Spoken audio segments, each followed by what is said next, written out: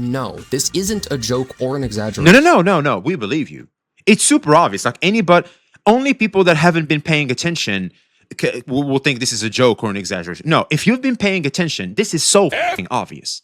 It's super obvious. It's not a joke, man. I think what's happening is great. I love the competition. We as consumers, as we all know, I'm pro consumer. We as consumers are finally going to have even more avenues to choose.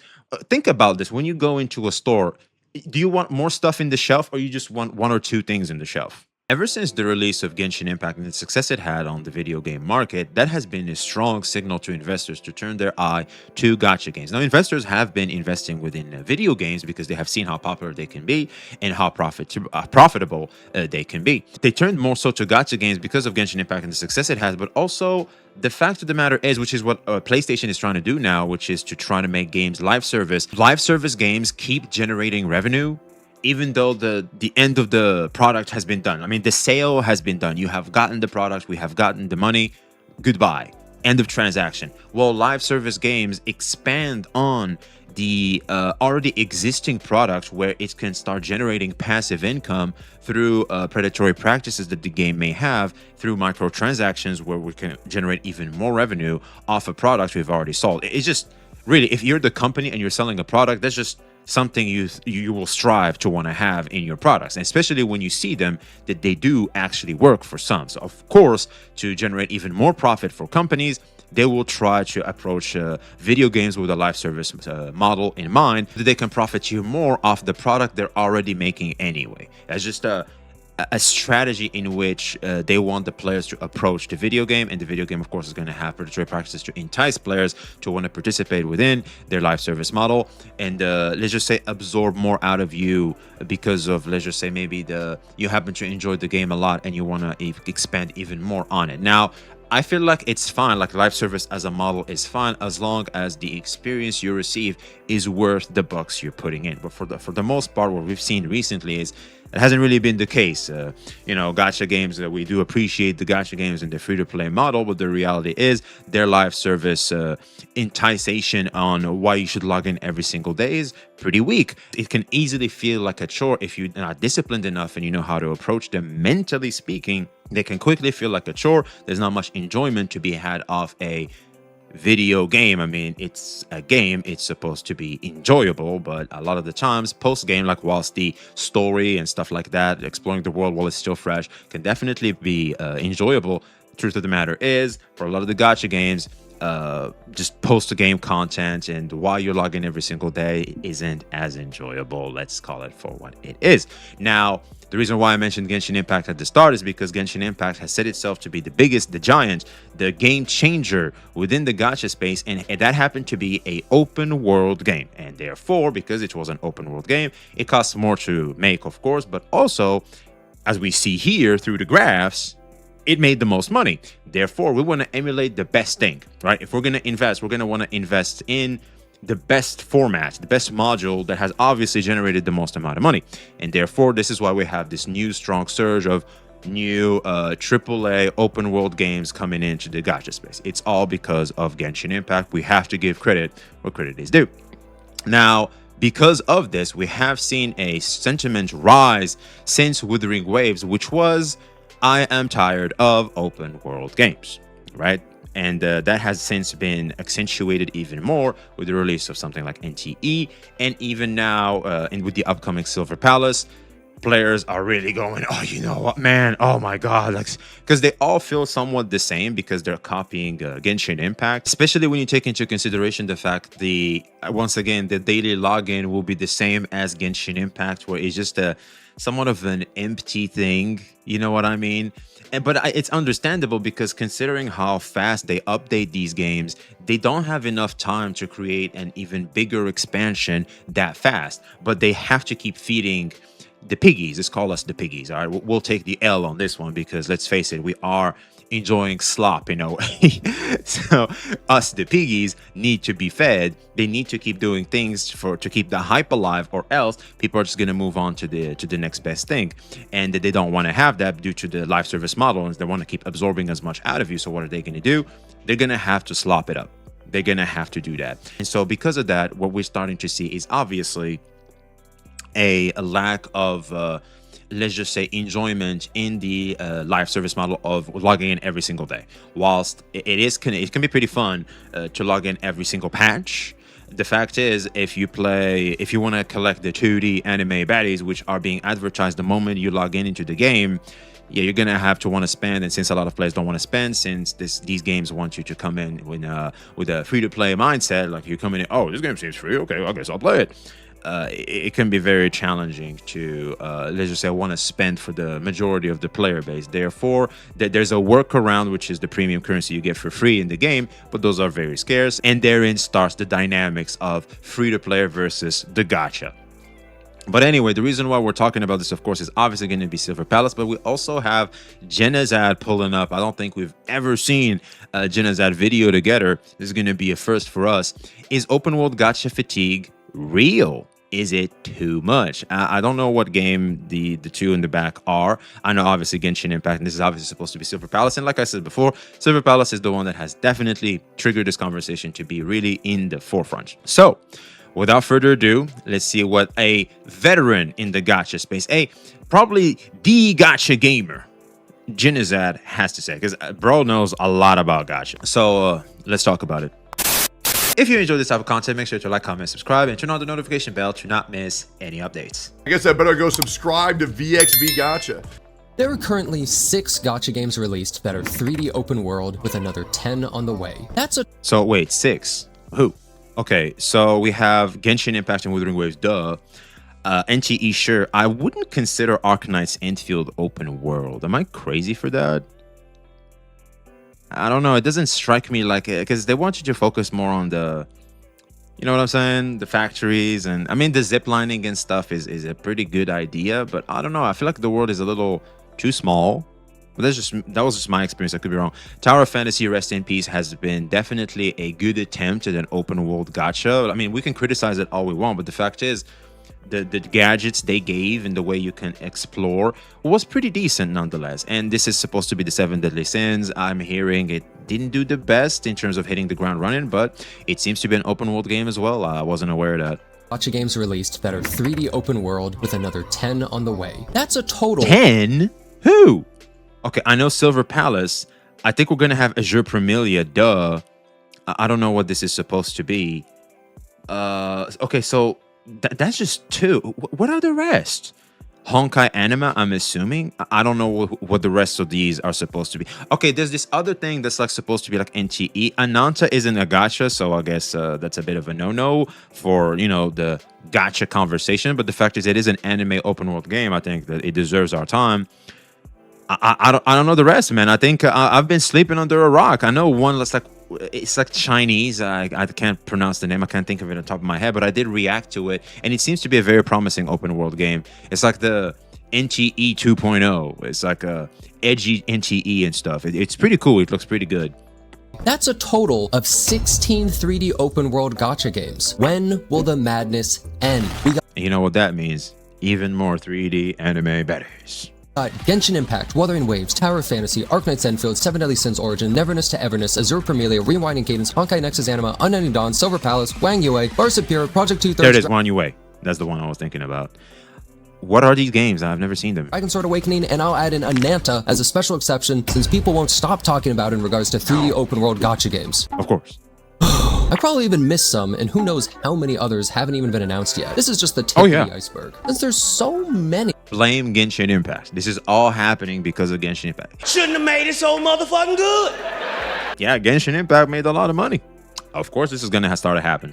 3D open world gacha games releasing, there's some question to ask. Is there open world gacha fatigue? Which will be the first to die? And who is making these games? Let's address some of these questions in this video, but first, determine what the criteria for an open world 3D gacha is. I'd say the important aspects are: 1, as an open world where a large part of the gameplay is about exploration. 2, as a gacha system related to pulling characters. And 3, you can jump. Why does jumping matter? Because an open world game with exploration doesn't really exist in this genre if you can't maneuver around with ease. Absolutely. Also, not being able to jump feels wrong. Ever sat in an MMO town and just jumped around while in a Discord call? Yes, now, this we all giant did. boom for open world gachas all began with the release of Genshin Impact. And there it is, man. And since then, there's been a crazy upsurge of games with similar systems. Why wouldn't they? I mean, you're an investor you're willing to spend some money, you see something making billions of dollars, you just want to be first.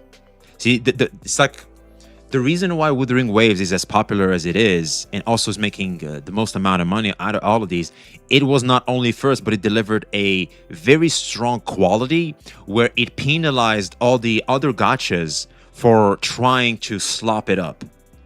You know what I'm trying to say? Because the reality is, because you can tell when a gacha, or when a game really, is more business, you know, and there's investors in the conversation, and when it's not. Because investors typically make these developers rush out stuff. They do. And you can easily see it. I'm going to go ahead and say it. I think NTE had some of that going on. Obviously, I think there's still a little bit more polished, but the game is still presentable enough. But clearly there was a little bit more work to be done. That's an investor practice. Investors told them, no, we need to start cashing in now. And this is where the problem starts with video games, because if you're an OG in terms of video games, typically you always get products that are just completely polished. Sometimes they will do a patch or two to just, you know, it's like there's little things that are missing there. But the reality is typically the 1.0 version is super strong. Well, those days are gone. Those days are gone because of the investment approach of video games now. Because now video games, they know, can generate a crap load of money. And so they want to have a business approach to it. And of course, like understandable, but they have to meet us somewhere in the middle, even more so in terms of quality, because literally they're just shooting themselves in the foot. If the quality isn't fully there, a lot of people simply will just not invest in your game. And that's just bad business, in my opinion. Start noticing a lot of strangely similar UI elements in games, or denominations of currency being 160 per pole. The combat relying on... They have to do that because of familiarity. It's very important. The more players are familiar with the system, the more they are to interact with the new one. Because they do a little bit of tweaks. But the fact is, the numbers, the things that you're very familiarized with it. You just expand a little bit on it, and it feels a lot better than interacting with a new system that you have. Like, it's just new. You don't know how it works.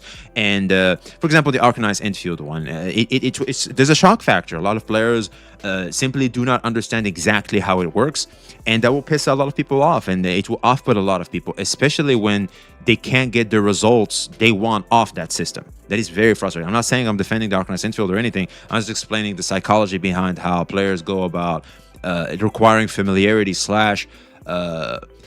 being displeased when they can't get their way off a system that simply is more complicated for no reason when you compare to other titles that have just been doing the exact same system that you're familiar with and seeing the success. Like, it's like, why would you? It's like, just do it the way we know it. Make it better, if even. That's it. It's like, shut up. Which is understandable. It is. 3 to 4 characters, swapping between them and using a basic attack skill and ultimate. The end game, I'll have a multi-character. The problem with, I feel like, see, here's the real problem with games, and I don't think a lot of people are talking about it, is having multiple characters. I know, shocking. It is the very thing that makes them money. But the fact is, multiple characters, at some point, it's like, you always have to get this character with that character and that character. It can become very pricey over time, but they have to do this considering the model. Like, it makes total sense, and it's fine. But at some point, it's like, can we have, like, maybe a solo experience? You know what I mean? Maybe a non self-insert MC where we can just play as a character that's already been established, and you know, you play as him, you play as her or something. That'd be nice. Character swap combat with I don't think they can do that, because once again, how are they supposed to monetize through the live service model? Besides, of course, like skins for the character or something like that. That could happen, but we're now leaving the already existing clearly works formula of the gacha space. Based endgame with, but they can work. That pose no real danger. Daring today, aren't we? Rock, make one of the first 2 areas be a Chinese-inspired anime fantasy world with characters whose names I can't pronounce without looking like a guaylo. We see these similar systems over and over, and you bet a majority of these new games are going to have these copy-pasted again and again. Now, this isn't to say games are just the same because they share a few systems. On the contrary, many of these games are completely different. Azure Premilia, for instance, is a 3D open-world game with Pokemon monsters, while Wang Yue is a 3D open world with Pokemon monsters in a city! Or how about Neverness to Everness, where you have a sprawling open-world urban environment where you deal with SCP-like anomalies, compared to Varsapura, where you deal with SCP. I like the anomaly part in NTE. I think that was by far the best creative thing they have done. I love the anomalies. It's super fun. They can do a lot with them. It's this otherworldly power. They can do whatever the fuck they want. That's genius. Anomalies in an urban open world. Let's not mention an anti either. Now keep in mind, I'm not trying to say any games are copying each other, but rather that so many are being produced that many styles are starting to overlap even past the game systems, and some gacha players legitimately cannot tell the difference between some of these. At a certain point, players might start getting bored of the similar concepts of switch between characters to fight. There it is. You see, this is the thing. What really makes them feel the same is all of them require multiple characters. It is. It can get tiresome. It can. I think they should have this is a brave take, but hear me out. What they can do, they have two methods of playing the game. There's the MC route and the known gacha route. You choose. There's a menu that allows you to choose. And you pick. You play as the MC. It's a completely different story. Maybe somewhat non-gacha. And there's the gacha way. You choose. I think that will be fun. I think that because they're two birds, one stone. It's there. You allow the player to choose which path they want to take, and they can always invest in, have skins for the MC. The one that's like in the solo mode. You just have skins or weapons or stuff like that. Kind of like Stellar Blade with the MC there. You can just purchase more skins and stuff like that. They can just do something like that. So basically, you have two models. It's just the player gets to choose how to approach the game in which model. That's I'm just saying. Chess. Do mindless events with a plucky little mascot. Now, one thing I've heard many between characters to fight. Pick up chess. Do mindless events with a plucky little mascot. Now, one thing I've heard many say is that means you're burned out or there's open world gacha fatigue. But haven't you noticed that when you play a similar game with similar chores, you get bored faster, and it isn't really your fault? When Genshin released, players could spend hours doing menial tasks simply because it felt so new and fresh. And there it is. That was the power of Genshin Impact. I had just left The Witcher 3. I just wanted a new medieval open world, and it was Genshin Impact. People were talking about it. Everybody and their mama around me was talking about it and playing it. I was like, all right, I'll just try it. And I loved it. It was great. It felt fresh. It felt new. It was good. But at some point, when you consider how lackluster the live service proposition is, and how, in terms of daily activities, to be specific, you can get burned out. And therein lies the problem. The fact is, these games want you to keep logging in every single day, but the activity to log in every single day and the enticement isn't really there. It's not enjoyable. Therefore, they become these live service games that you should log in less frequently, like patch to patch, more than every single day. And you can play them every single day. Well, you can play them daily. It's just not every single day of the week. You know what I mean? Like, you can play them once every 3 days or something like that. And this is what I encourage gacha games to do, to be completely honest with you.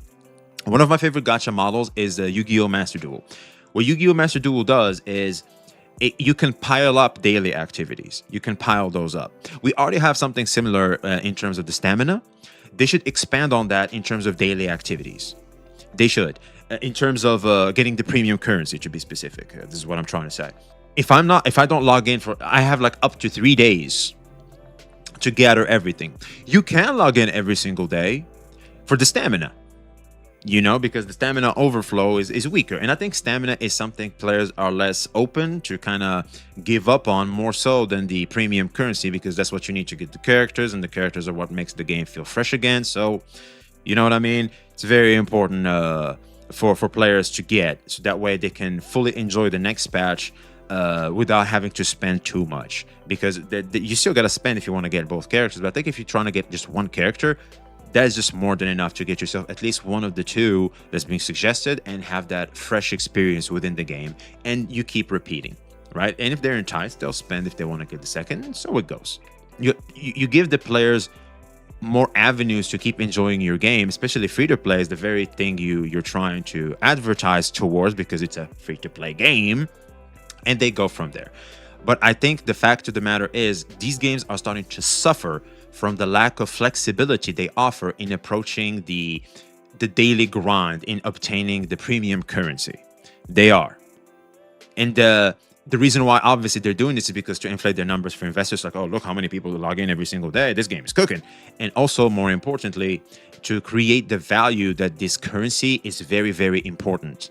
Oh, no, you need to log in every single day. You better not miss because this is an important resource or else you're going to miss out on it. And if you miss out on it, you're not going to have enough for your 3D anime better. That's right. And so, yeah, you can start to see where the problem starts. I feel like developers, when these games come out, the formula will change drastically because the market is already saturated and it's about to become oversaturated. Because I feel like we're already eating good, right? Just one more open world gacha like Silver Palace, we're done. Like, I can play 3, I don't mind. But like, we're done. I don't think I can have a spot for a 4th or a 5th. I'm going to have to give up on a previous one, right? Because it's going to be very difficult. The only way it won't be too difficult is if they were to implement a system like the one I suggested, where you do not have to log in every single day, but you can log in once every 2 or 3 days, and the system doesn't penalize you for doing that and approaching the game like that. I think that can be fantastic, and considering how the market is about to evolve, the devs will have to adapt somehow because they understand the sunk cost fallacy the players they are trying to grab have towards the already existing games that they themselves are trying to emulate. You see what I'm trying to say? They're going to have to adapt somehow. I will not be surprised if I see more open world gacha games apply a system that doesn't necessarily want you to log in every single day for the premium currency, and it's fine. Like, there's a little bit more flexibility in how you can approach them. I love the style, like picking mint for hours. Even inconveniences or bad quality of life didn't really matter simply because it was just a joy to play. But with every new open world gacha game, players get bored faster, an update rolls around, and rather than being placated for a week, it might only be a couple of days at most. Majority of these updates are new story quest, new area, new character to spend pulls on, and a couple events with the depth of one of those games you see in a Facebook ad. Is it the player's fault that they grow tired of this? Who farmed the same gear, dealt the same RNG, farmed the same materials, grabbed the same chests, done the same daily, spent the same stamina, lost the same 50-50s, finished the same endgame across maybe 2 to 3 of these games. Rather than the player being burned out or open world games being fatigued, it's the games lacking ingenuity and copying the exact same framework. The issue isn't exactly that open worlds are overdone, it's that games all keep having the same gameplay loop. Yeah, it's the same formula. Like, they're applying the exact same thing where you feel like you've already done this before multiple times. Small amount of insight into this development can paint a picture. Without stating which game and who gave this information, one of the games listed above that hasn't released is currently in a constant feud between developers and management. The developers want to incorporate unique ideas such as different combat styles and endgame mechanics and make the game stand out more amongst the competition, but every time they attempt to bring new ideas to the table, the management responds with, "That isn't what Genshin does." And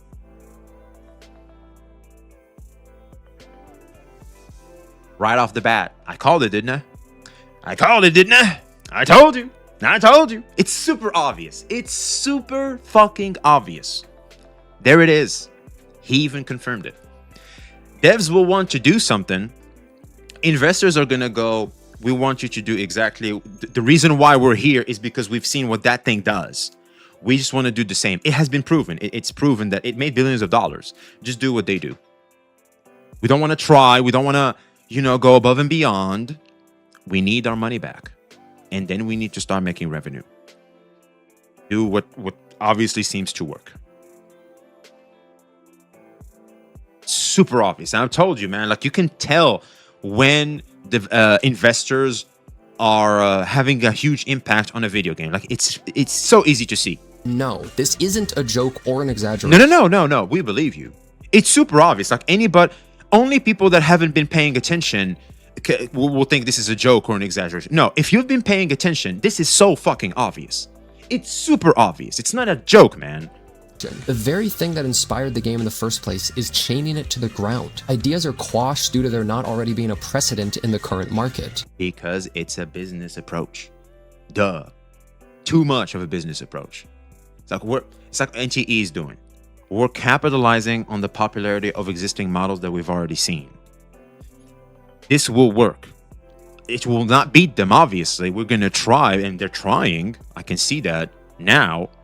But the foundation is obviously one of trying to capitalize on the already existing popularity of already existing products. Here's the best example. You see this around you all the time. There's a pizza place that's very popular in an area that doesn't have any much restaurants or anything like that. Guess what happens to that area? You guessed it. You're going to start to see another pizza place first. You're going to start to see other restaurants. You're going to start to see stuff around it. The reason why that happens is because the first pizza place that was popular made that area popular for people to come and want to eat. So now when they go there, so which means we already have clients. People are already coming into that area for the sake of snacking, right? They're going to have to choose something else this time. Like you can't, not everybody's going to like pizza. Maybe they'll like something else. You know what? Why the fuck would we do that? You just make pizza and we're just going to capitalize on the fact like if they have too much people there, they can just come to us. Easy. People come there for pizza. Give them pizza. Different approaches, but the reality is all of them are one. The first approach and the first reason why they're opening a restaurant or a pizza place in the first place is one to capitalize on the popularity of this one store. That's very popular. That's simple. You see it all around you. You see it all the time. You just haven't been paying attention. It definitely puts some things into This expands besides food. Like I'm just giving an example, obviously. perspective, because who knows how many potential games will refuse to innovate. There's only so many people in the pool of gacha players. No, they're trying to innovate. They're trying to be creative, but it has to be an expansion of already establishing the groundwork to keep investors satisfied that they have applied the formula they want to be applied that has been seen to work, as in the precedent. As long as that's achieved, they get the investors to shut up, and now they can start to be creative. Kind of like what NTE is doing right now, because NTE is really starting to show its creativity. It wasn't necessarily the case in 1.0. It's hard to increase this pool, so every game is competing for a similar audience. There must be a breaking point where a high-production open-world 3D anime game releases, and it just simply flops because there's a limited pool of players. Which will be the first to end of service? Is it one already released, or one that isn't even announced yet? Well, I don't think these games will ever end of service. That's just me, though. I think they'll be fine for years to come.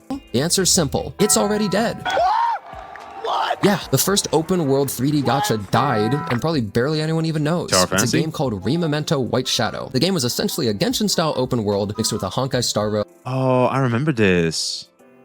I haven't played it, but I remember this. I didn't know it came out yet. style combat system, but with PvP. The game was seriously underbaked and didn't even last a year before closing, which is a shame because it actually had some promise. But the craziest part is that the game is actually attempting to relaunch, but who knows when that's happening. Now, something that I want to note is that out of all 16 of these games, all except 2 of these are from China. Other 2 being from Korea and 0 from Japan. In an Yeah, I heard Japan can't make much gacha games because they don't have enough resources to do that. It's kind of sad. article interviewing Shuhei Yoshida from PlayStation, he said, one reason why games in China are so strong is because they are made in an environment which allows for hiring a large number of personnel There it who is. can work long hours. Acting like Japan didn't invent a word for death related to overwork. Japan invented the playbook for overworking employees. Have you ever True. met a Studio Mappa employee? Neither of their families. But the point remains that China is far outpacing other regions when it comes to these games. A friend of mine who works closely with Korean gacha companies has told me that many companies have realized they just can't even attempt to enter this market, and it's better to just work on non-gacha games. Supposedly, some Korean companies were even scared of Neverness to Everness's release, as its scale felt so enormous compared to what they could produce. There are currently 2 Korean gacha I'd be scared too.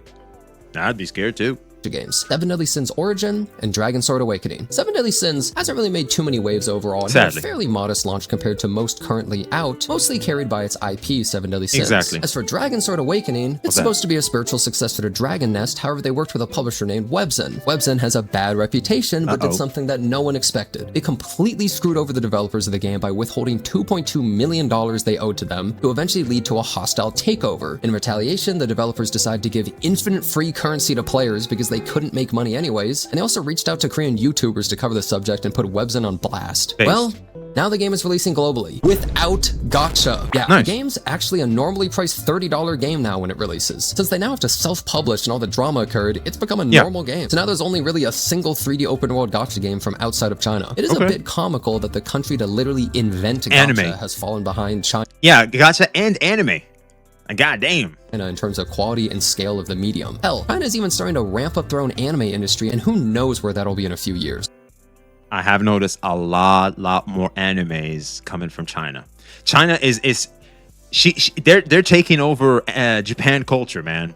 Oh yeah, they're taking what makes Japan cool, and they don't have no shame. They're taking let's it. finally just talk about what some of That's these games plagiarized right there. that are releasing and what I think of them. Azure Premilia is basically Pal World gacha game made by Azure Lane devs. From my own experience, damn, what the gameplay hell is is fun that? and fluid with cool combat and building a town. Easy must play. Rewinding Cadence is a fantasy game with a visual novel time. I think Azure Premilia is the one that's going to be a skip for me. There's no guys. It's very, you know, it seems a little bit too goon baity. I'll mess with it, but I don't think I want to keep up with it, if that makes any sense. Online system and routes you can take, NPCs that can use AI to communicate and respond, and every character has a stand they fight with. Lots of promise, That's hopefully nice. turns out well. Honkai Nexus Anima. Honestly, I was super underwhelmed. The game's first too. alpha felt like the game had no direction and needs serious overhaul. It totally has time to change, but the initial impression felt lacking, with its gameplay not seeming very interesting. Unending Dawn. Not really sure where this game's been, but it's basically an anime Souls-like, which could Oh, this one. I remember seeing this one. This looks great. have some promise, but it's possible they decide not to go the gacha route in the end and make it a full-fledged game. It seems like it would take actual skill, and that cuts out 99% of potential gacha players. Lots of enemies taken True. from Elden Ring, but most footage is old and a lot can change. Silver Palace. Game has a ton of potential, and its narrative is yeah. immediately I can't wait for this interesting one. in a steampunk magic England as a detective. Needs a lot Oh, of yeah, polish, we're playing but its this early one. gameplay felt good. Wang Yue. Recent trailer This one made it too. look incredible, but it's Oh, hard to yeah. create a city that feels meaningful and not large areas with no purpose. Had a lot of creativity from Breath of the Wild building and combining the world's Pokemon. Hopefully it turns out well. Arsapura. Hoyoverse had this come out of nowhere, and the game looks incredible overall with a unique graphic style. Only This is a issue with Hoyo the game, combat right? is the exact same as like 5 different open world gachas, so hopefully it'll innovate on that. That's also an issue that Silver Palace has. Project 2/3 is probably a tentative name. Wait, what? but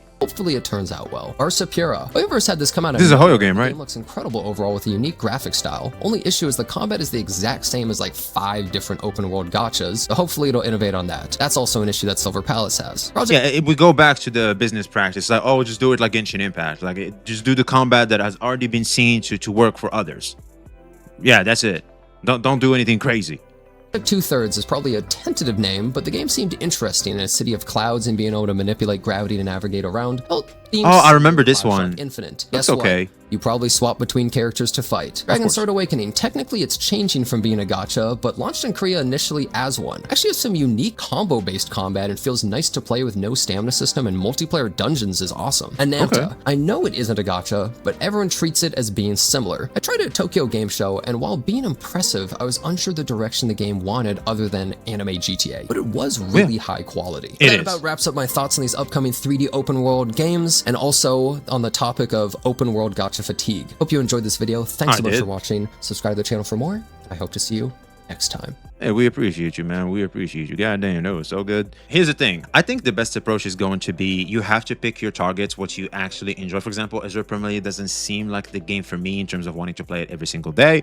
However, I can definitely mess with it. The game does seem very promising. I can try. And I could be wrong. I could actually be sold into what Azure Premilia is trying to sell, right? Like, it's still possible. But the reality is, I like a style of like a mix of both male and females, and I think Azure Premilia has no males whatsoever. And obviously, it's gonna also be the style, the story, and what I resonate with the best. And here's the thing: I think as consumers, as long as you approach them in the sense of these are the ones for me, this is what I enjoy, and you keep it pushing, this is a non-issue. Yes, I said it. And here's something no one is saying. This is actually a great thing. And the reason why is obviously simple. You get to choose what you actually want. Back in the day, it was only Genshin Impact, and you had to deal with crappy dev practices because that's the only open world gacha game there is. But now that's no longer the case. The things are expanding more. Therefore, you get to choose what's not only the thematics you prefer, the 3D anime baddies you prefer, and also the dev practices you prefer. As long as those things click for you in certain titles, you just embody those, you play those, you put them in your roster, and that's it. These games are supposed to be casual games anyway. That's the best approach they want you to have to them, and that's the best approach that's healthy for yourself towards these games. So therefore, when you really sit down and break it down, what's happening is a positive. This becomes a negative only when you want to play all of them And also, you just don't have anything but open world games. You shouldn't just be playing open world games. I don't play just open world games. I like the open worlds in gachas. I can play one, for example, like The Witcher 3. I'm replaying it for God knows how much now. And I play combat games like Mortal Kombat, shooting games like Metal Gear Online, stuff like that, right?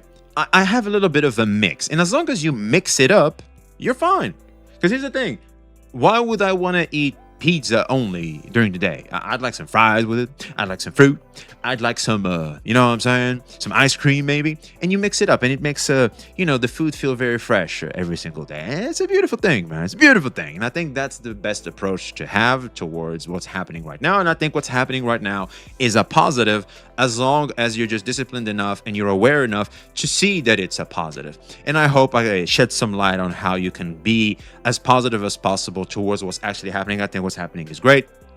I love the competition. We as consumers, as we all know, I'm pro-consumer. We as consumers are finally going to have even more avenues to choose.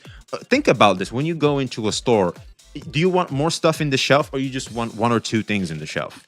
I don't know about you, but I like to sometimes sit down and ponder on what to pick. I think that's a good thing. I'm just saying. So yeah, that's just me. Let us know your thoughts in the comments below. Like, subscribe if you haven't already. Be seeing you.